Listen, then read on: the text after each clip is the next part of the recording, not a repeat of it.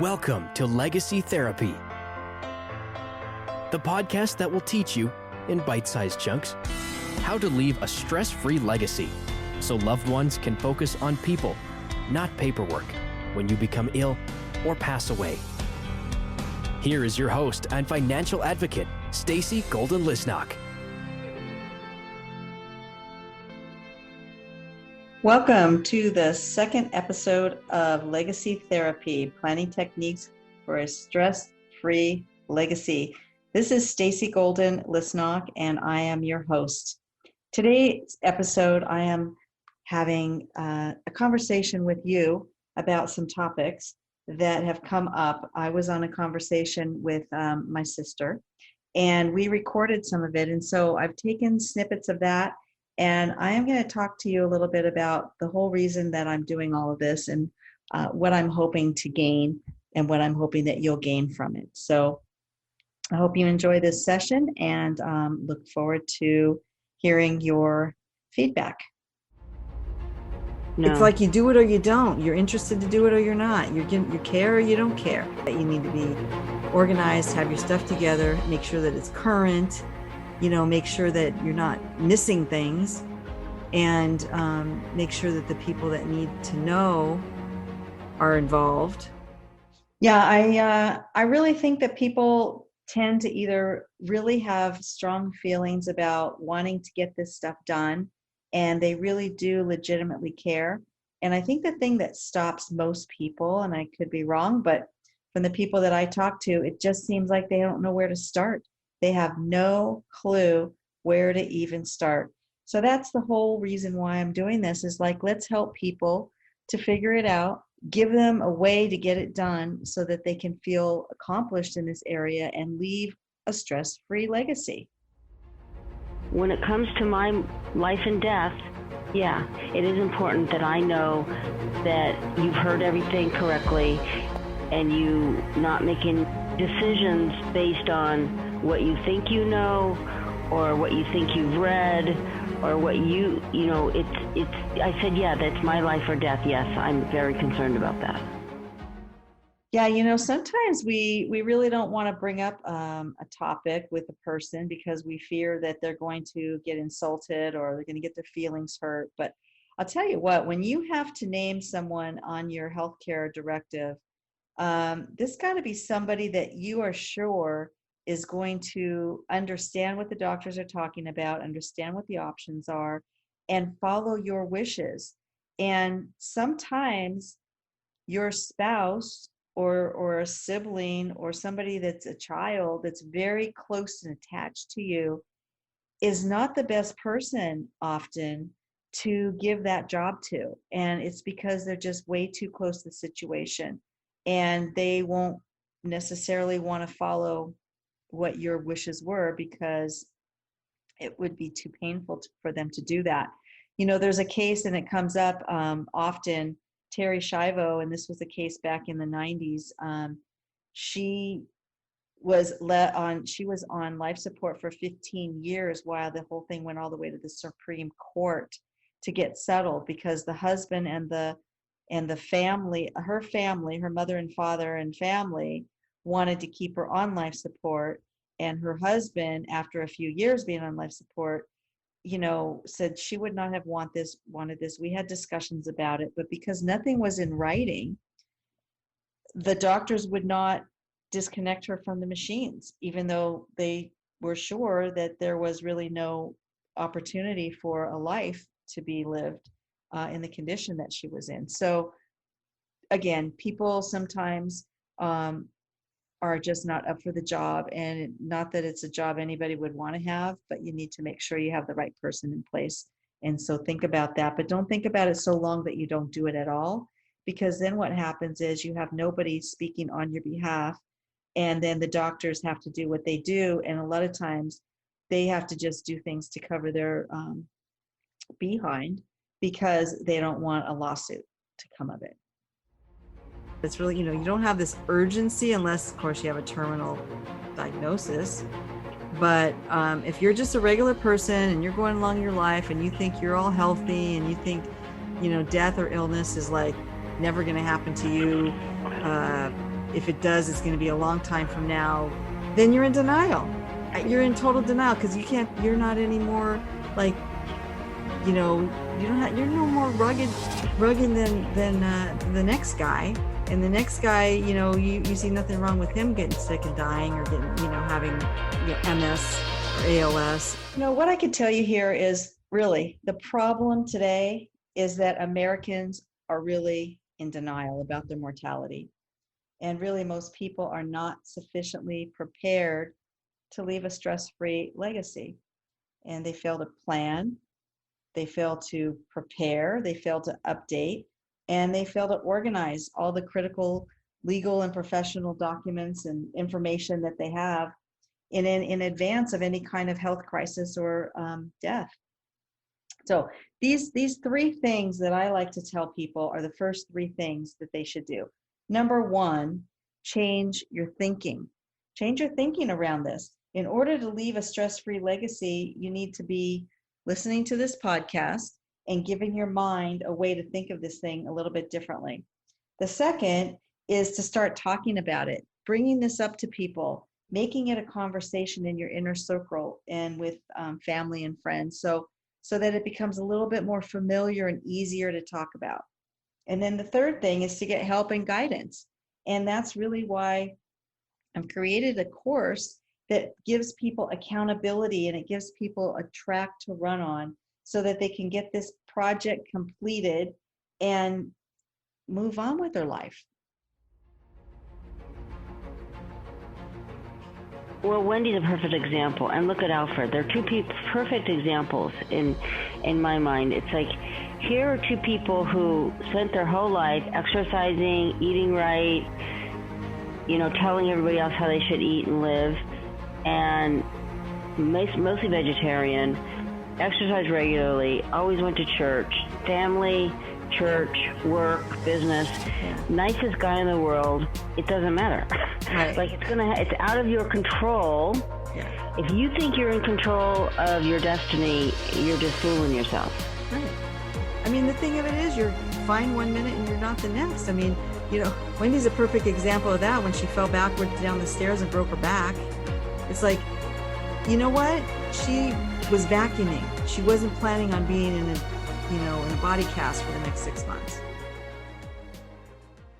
Yeah, so a lot of people like to think that they're a specimen of health, that they've done everything that they possibly can to be as healthy as they can, which is true. They've done what they can to be as healthy as they can, but that is no insurance policy for a long life. That's the whole thing. It's like, it's not urgent in your mind, but it's still like very important, and you need to know this stuff. And so the whole idea here is like, we're going to tell you the stuff that you need to know, and so that's going to make you motivated, that's going to make you take action, that's going to change your mindset on like, why are you letting this just not get done? You know, here we go again with the denial. And it's amazing, but when I got started in the insurance business back in the 80s, I was 19 years old and was going to people's homes talking to them about life insurance. And I'll tell you what the thing was at that point in time. Of course, the world was a lot more naive at that point, but hadn't seen a lot of personal tragedy in their own world. They really believed a lot of times that if they talk about it and if they do something to prepare for it, then it's going to happen. And so people were like, it was like the plague, you know, they didn't want to discuss it. No, don't talk to me about that. That's no, don't need that. You know, at least we've grown out of that phase somewhat, but people still they'll look at some of the news and they'll just be, boy, it's really sad what's happened to that family, or what's happened to that guy, or that was really bad luck for him or for her. But you just never really think it's going to hit home. And I've seen some people recently on the news regarding COVID, and they've pretty much said the exact same thing. You know, we just never thought it would happen to our family. And it's just how people think. They just don't think it's going to happen to their family. And you know, so many families just don't have things prepared. They don't even have money to bury the person. let alone have any of these documents in place or anything else that's going to help the family to settle the estate. So that's just my 2 cents on the subject of denial. We want to get ourselves out of that place and just be just a little bit realistic and realize that we're not meant to be here forever, and not anybody is going to be here forever. And so we might as well just get this stuff done. And I am planning, my plan is to help you get that done, to provide you with a resource that's going to make this whole process pretty easy. And not to say it's going to be fun, because I don't think it's ever going to be fun, but it is going to be rewarding to know that you got it all done and it's all organized, it's all up to date, you've had the great conversations, and you can get on with your life and know that you've done this stuff and it's all ready to go. It's good if you have insurance. It's really good. Your family, they're going to miss you, but they're going to miss your money too. So it's, their life is already changed if you're out of the picture. But if you're out of the picture and then all the money's out of the picture, their life changes in a whole nother way. So again, anything can happen at any time to anyone. You could be just the that whole thing about being in the wrong place at the wrong time, being the innocent bystander. There's things that happen, and people have called me a fear monger. Sometimes people just don't want to hear this stuff, and I'm don't want to make this podcast all about the doom and gloom. I want to make this podcast about how you can just get better prepared so that this stuff is done and you are ready to go. And anytime it happens, and you aren't going to be putting anybody out, and you're not going to be, feel bad that you failed to prepare. So let's just agree that this is not going to be a fun thing necessarily, but it's a necessary thing. And it's just like preparing for anything.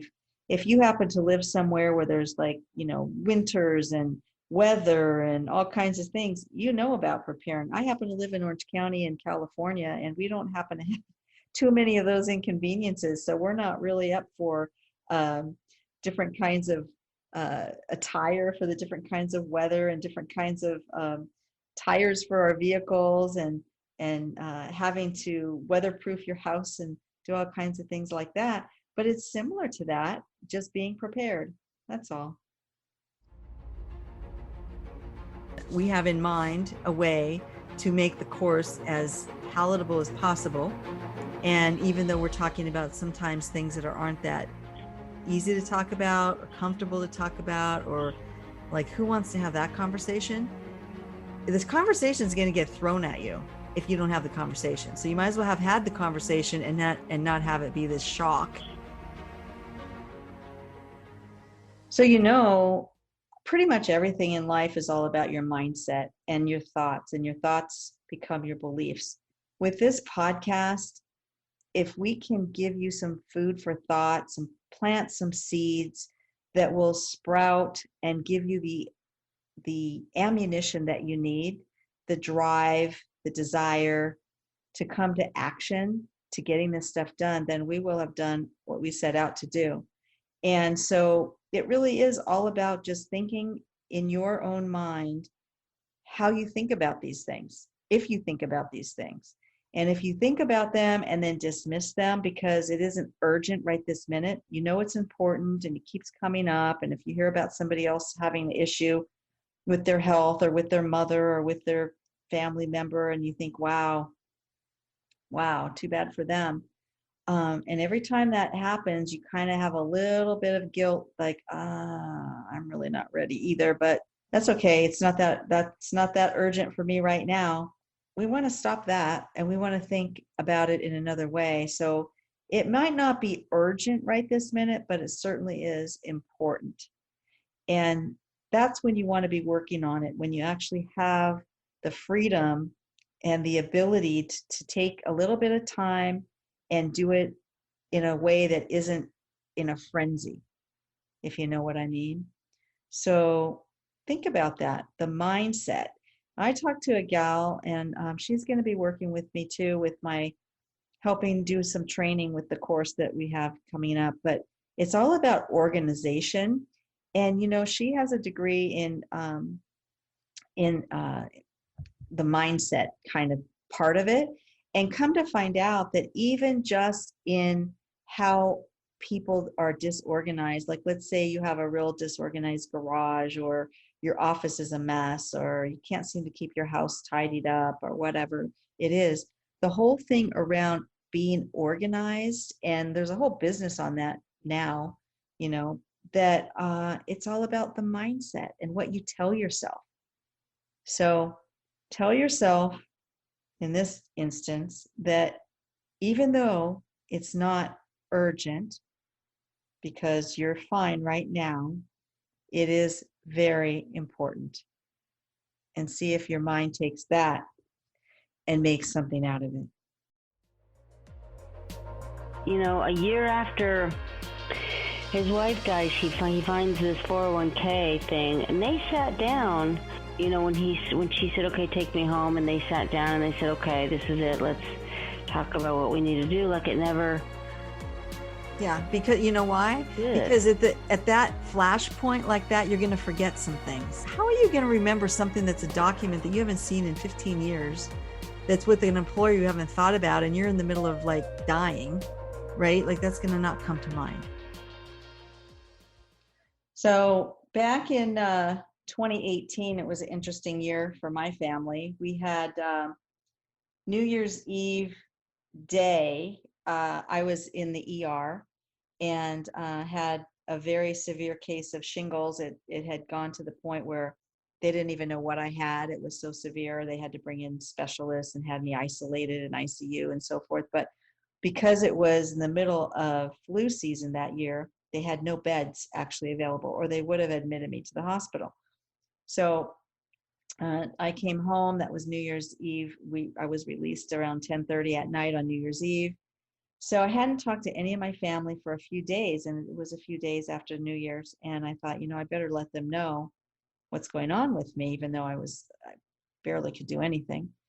And I get a text back from my sister, who had fallen and broke her back and was in a body cast and was totally laid up. And we both were out of commission at the very same time.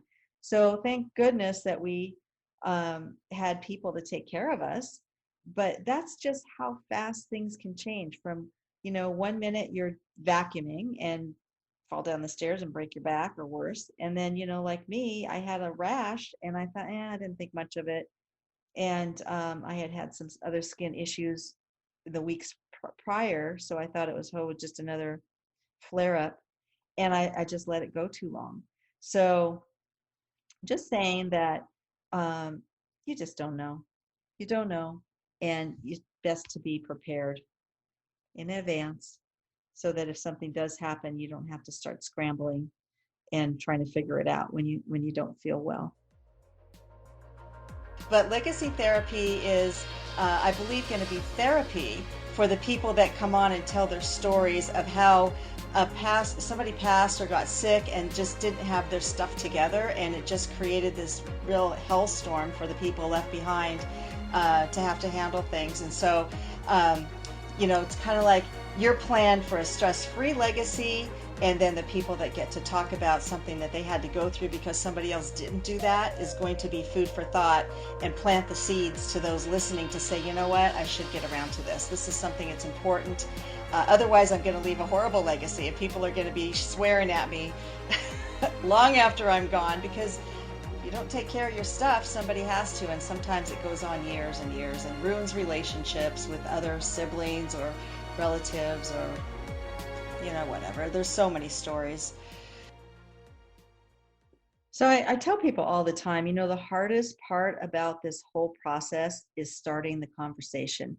Some people just don't want to have the conversation. It's very difficult to bring it up to some people. Other people seem to have a problem talking about it so much, but it's just one of those things. People don't want to have to deal with it.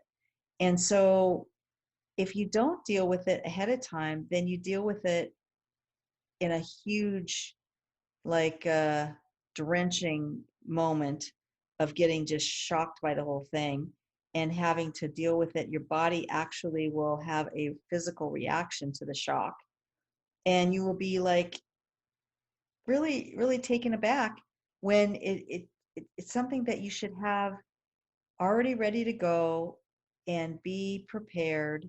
And you still might be shocked, but at least you're not going to be shocked to the point where, you can't really function, and you're not going to know where to start. So that's really my suggestion on this thing. And I think that I'm right. I don't really think that there's two ways to look at this thing.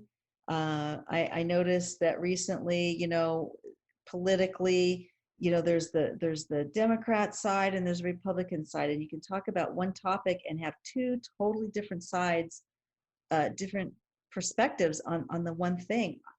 I don't think that's true with this. I don't think that you can have somebody say, yeah, I don't think it's important that you have this stuff together in advance. Nah, you don't need to have a healthcare director. You don't need a power of attorney for your finances.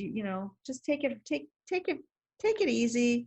Don't worry about it. I don't think that exists. And if it does, it definitely doesn't exist here on this podcast. So the reality of it is you need to have this stuff together. So the whole reason behind putting together this course and having the podcast is to really just give people a way to be able to get this stuff together, be organized, and have a way to follow a system and have accountability built in. So if you take a look at the website, www.gotittogethernow.com, and just look at it. Just look at it, look at what the modules include, and then you'll see it isn't something you could do in 1 minute. It's something that takes some time. You have to gather up a lot of things. You have to organize yourself. So we don't want to make it this long, drawn out thing that never gets done. So we have it in little chunky pieces so that you can actually get it accomplished, feel good about it. And the way that we're writing this online course is it's going to motivate you to get to the next step, into the next step. And so right now it's in production. Want to let you know that there is going to be, if it's not already up, it will be up very shortly, a way to be put on the waiting list so that you will be notified as soon as the course is available. And for anybody and everybody that does get on the waiting list, there will be a discount code issued out to you. The price isn't going to be very much anyway, but we want to reward you for kind of standing in line early and being one of the first to get going on this. So go to gotittogethernow.com and put yourself on the waiting list and make sure that that we have information so we can get back to you and let you know when it's available. So this is Stacy Golden-Lisnock signing off from this episode, and we look forward to having you visit us every week and listening to our professionals that we will be having come on. We'll have people telling their stories of what happened in their family, and also would love for you to check out the website www.gotittogethernow.com. And also all the podcasts are also on the website. There is a podcast episode link, so you can always get it there. You can also go to legacytherapypodcast.com. So until next time, this is signing off, Stacy Golden-Lisnock. Bye-bye. Thank you for listening to the Legacy Therapy Podcast. If we hit it out of the park today and you learned at least one new thing to take action on in your own quest to planning the best legacy possible, then be sure to tell your friends, subscribe, and rate and review wherever you get your podcast. The show notes will provide the sites and information that were discussed today. You can get more great tips, resources, and inspiration by visiting our website, legacytherapypodcast.com.